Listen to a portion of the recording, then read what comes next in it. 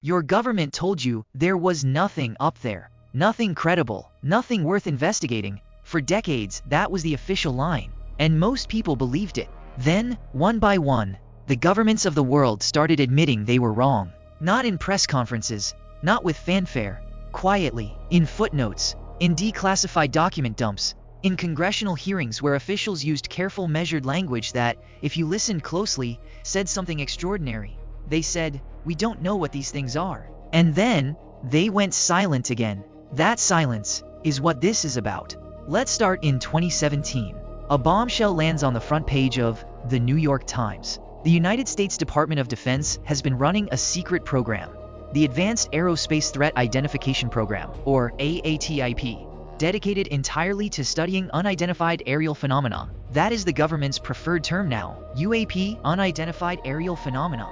It sounds more clinical than UFO, less loaded, but it means the same thing. Objects in your sky that your best military minds cannot explain. The program ran from 2007 to 2012, with a budget of $22 million. It was buried in the Pentagon's classified budget. Most members of Congress didn't know it existed. The man who ran it, Luis Elizondo, resigned in protest because he felt the subject wasn't being taken seriously enough. And then he walked out of the Pentagon and started talking publicly. Elizondo said the program had collected video footage, declassified and later released by the Pentagon, of Navy pilots tracking objects that moved in ways no known aircraft could move. Objects that descended from 80,000 feet to sea level in less than a second. Objects that could hover against a 120-knot wind. Objects that had no visible propulsion system, no exhaust plume, no wings. He called them the 5 observables: anti-gravity lift, sudden and instantaneous acceleration, hypersonic velocity without a sonic boom, low observability or cloaking, and transmedium travel, meaning they moved seamlessly from air to water. No human technology does all 5 of those things. Not even close. That was 2017. And for a moment, the world paid attention. But here's what most people missed. The United States was not the first country to admit this. Not even close. France got there first. In 1977, nearly half a century ago, the French government launched a formal scientific investigation into UAPs under the Centre National d'Études Spatiales, their national space agency. In 1999, that investigation published a landmark report. It was called the Cometa Report, named after the committee that produced it. Retired French generals, scientists, and senior aerospace officials all contributed. The Cometa Report concluded that a significant percentage of UAP sightings, after every conventional explanation had been ruled out, remained genuinely unexplained. It specifically recommended that the French government consider the extraterrestrial hypothesis as a legitimate scientific possibility. That is not a fringe document. That is a government-commissioned scientific report. France then established a permanent official office called GEIPAN, the Group for Studies and Information on Unidentified Aerospace Phenomena. It still operates today. It publishes its findings publicly. Then came Brazil. Then came Chile. Then came Argentina, Peru, Uruguay, Ecuador. One by one, Latin American air forces opened their own official UAP investigation units. Chile's CEFAA, the Committee for the Studies of Anomalous Aerial Phenomena, released footage in 2014 of an object filmed by a Navy helicopter crew. The object was traveling at roughly the same speed as the helicopter. It emitted 2 bursts of what appeared to be gas or liquid before disappearing. CEFAA studied it for 2 years.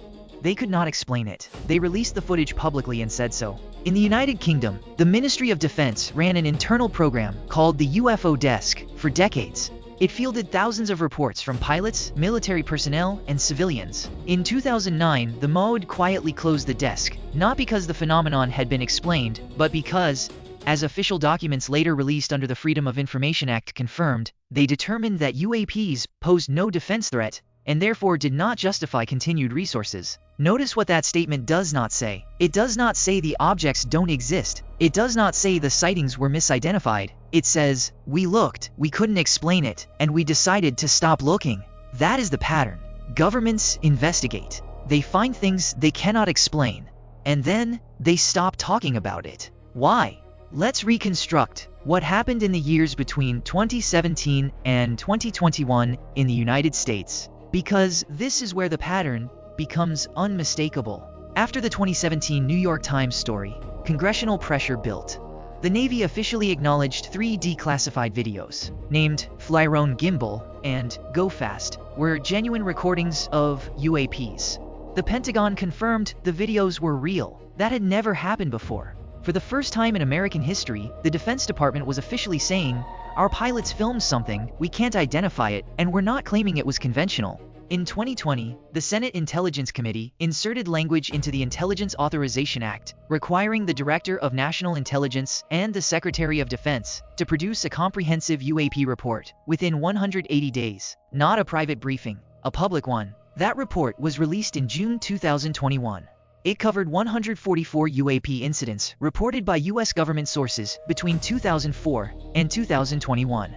Of those 144 cases, exactly 1 was explained. The other 143 remained unidentified. The report noted that many of the objects demonstrated advanced technology. Some appeared to move without any visible means of propulsion. Some had no discernible wings, rotors, or control surfaces. The report explicitly stated that UAPs posed a potential flight safety and national security concern. Read that again. The United States government, in an official unclassified public report, said 143 objects observed by trained military personnel over 17 years could not be identified, and that they might be a national security concern. That is not a footnote. That is a formal admission. And then, the press cycle moved on. The subject drifted back to the edges. No major new policy was announced. No international coordination effort was publicized. The official hearings slowed down. Here is the counterintuitive truth at the center of all of this. Governments did not go silent because they were hiding the answer. They went silent because they don't have one. Think about what that means. The most powerful surveillance and aerospace apparatus in human history, the combined intelligence, military, and scientific infrastructure of countries like the United States, France, the United Kingdom, and a dozen others, has been watching objects it cannot explain for decades. Not misidentified weather balloons, not rogue drones, objects that outperform every known aircraft by margins that are not close. And the honest, terrifying answer that emerges from every declassified document, every official investigation, every cautious public statement by people like Luis Elizondo or former Senate Majority Leader Harry Reid, who personally championed the funding for AATIP, is, "We don't know." Governments went silent because admitting you don't know is politically costly. Admitting you don't know something in your own airspace, something that outperforms your most advanced jets, something that your radar and your pilots and your cameras have all confirmed. That is not a message any government wants to deliver indefinitely. So they investigate quietly, they release carefully, and they wait.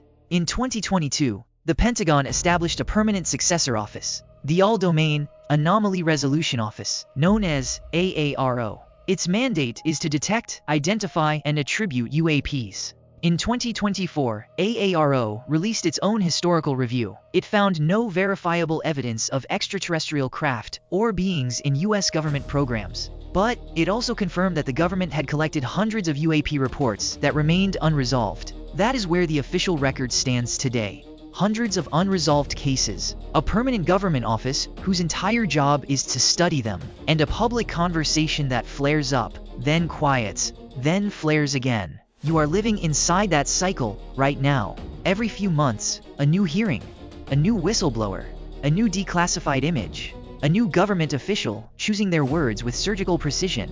And underneath all of it, the same unresolved fact that started this. Your government told you there was nothing up there, and then it quietly admitted that something was. It just hasn't told you what.